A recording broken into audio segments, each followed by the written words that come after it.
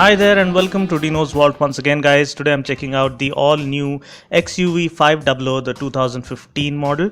Now this is a monster makeover that has already gotten people excited. Looks-wise, the XUV was ages ahead of time when it was launched back in 2011. It has always come across as the most radical and the new age looking SUV in the Indian car market, albeit in the affordable range, and while also offering unbelievable and state-of-the-art features for a car in its price bracket. Now, though the design would remain fresh for another couple of years, Mahindra always like to think ahead of time, which is why we see this major overhaul of this majestic monster surface, taking almost everyone by surprise. Now, when it comes to its design, many of us have different opinions. Some of us believe that it is way too loud and in-your-face kind of a design concept with too many things happening all around. I, however, choose to believe that when you can get a car that looks like it has already been overhauled by DC Designs, why not embrace it with open arms? Mahindra's design philosophy has always been dynamic, radical, futuristic and muscular. It was something that was clearly apparent when the Scorpio was introduced for the first time in the market, and with the XUV, road presence just got transformed into road dominance. Now let's start out by checking out what all is new that is being offered with the new facelifted and upgraded version. Let me remind you that the one I'm checking out today is the top of the line W10 variant. Design wise, what is immediately apparent is the all new ferocious looking front grille that resembles the teeth of a monster, I guess. Now this, I believe, would become a standard design language for Mahindra SUVs in the days to come, because we saw it with the new Scorpio and we see it now with the XUV 500 as well. Another important design element that hits you almost instantaneously are the menacing and stunning looking LED DRLs that run across the twin headlamp setup. The design team really deserve a standing ovation for what they have come up with here, because adding a new design cues to an already super successful design concept without messing up the standard design silhouette and managing to meet people's expectations is one of the toughest jobs out there, and I believe they've come out really with flying colors here. We also get a redesigned and more sculpted front bumper with embedded sharper looking fog lamps that come chrome bezel. You also get a more muscular looking bonnet that intimidates its onlookers with its powerful stance. Coming to the profile look, you have the flared wheel arches intensified further. You have ORVM mounted turn indicators, chrome lining for the windows, and strong character lines running across the body. Here we have another first in class feature, the logo projection puddle lamps. So not only does it make sure that you don't step right into a manhole getting out of your vehicle, but it also hallmarks your arrival in grand style. You also get roof rails kind of finishing on the top, and new pedal sort of a design to the 17-inch alloy wheels. At the back there is no noticeable change except for the chrome applique above the number plate and twin exhausts that look really sporty.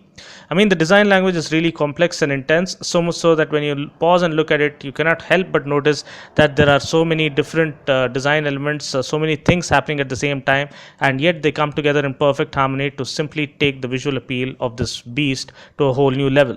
The magic continues on the inside as you are welcomed by illuminated scuff plates that carry the brand logo. You get dual tone black and beige interiors that are soothing to the eyes. I simply love the twin pod instrument cluster layout. It is absolutely mesmerizing. The leather seats look plush, and the fit and finish, including the quality of plastics, looks nice and premium. The central console has a similar waterfall layout but is all new. You get a well integrated 7-inch touchscreen infotainment system with GPS navigation, USB, audio video, picture viewer, hands-free call and iPod connectivity. It also contains the driver information system, giving out all the info that you need to know as to what is happening in your car. You get sporty looking aluminum pedals, and there are so many storage spaces around inside that it would certainly baffle your mind. You get bottle holders all around, 2 glove boxes with illumination for the lower glove box. You also get icy blue lounge lighting with a sunglass holder. You get elastic nets on either side of the gearbox to put your maps, etc. You get a central armrest with concealed storage space underneath as well. Then you have another important feature, which is the electric sunroof, which comes with anti-pinch function. And I know you feel suffocated already, but we are just getting started. In the next section, we'll talk about the other special features that are available on board, and those are almost limitless. First on the list is something called brake energy regeneration. Now, what it basically does is it tries to avoid any loss of kinetic energy while braking and redirect it to the car battery. This reduces the amount of power the battery takes from the engine, thereby increasing fuel efficiency. Now let's check out some of the new features that have been introduced with this new model, as well as some of the old features carried forward from the old one. Now first up on the list is static bending projector headlamps with stylish light guides. This is similar to the cornering function headlamps that was found on the preceding model, I guess.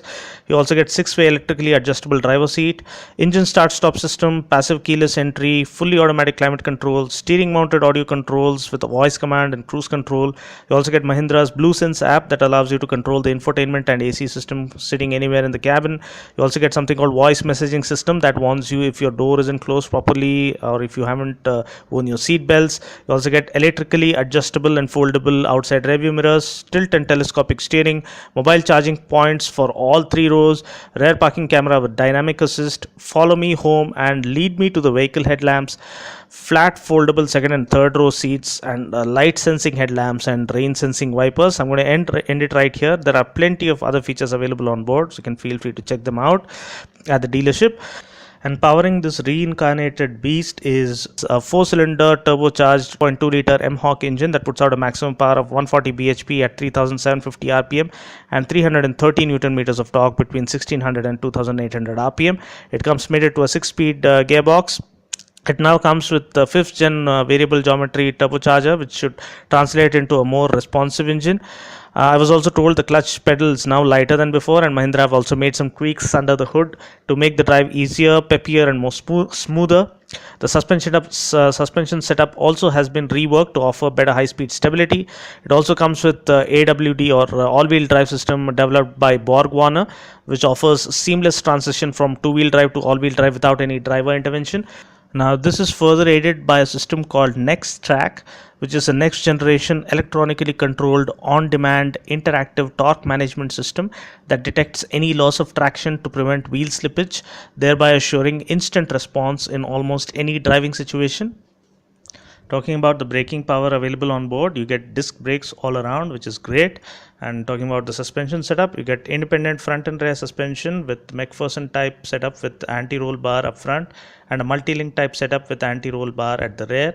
Talking about safety features on board, there are plenty of features available on board, especially first of all, this comes across as a monocoque chassis construction.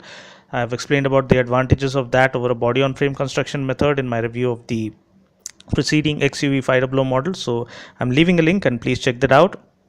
It also comes with 9th generation of Bosch ESP or electronic stability program. Please feel free to check my knowledge base section found at the bottom of the homepage of my website to know how ESP really works. It is one of the best safety features to have on board. Apart from that, you do get features like ABS with EBD, front, side and curtain airbags, hill descent and hill hold control, which makes sure that the vehicle doesn't roll back when you find yourself on inclines. Talking about the boot space, I'm assuming it is same as that of the preceding model, which I guess is around 93 liters with all the seats up. You can always fold down the second and third row seats completely flat to make way for more room. Fuel tank capacity is 70 liters.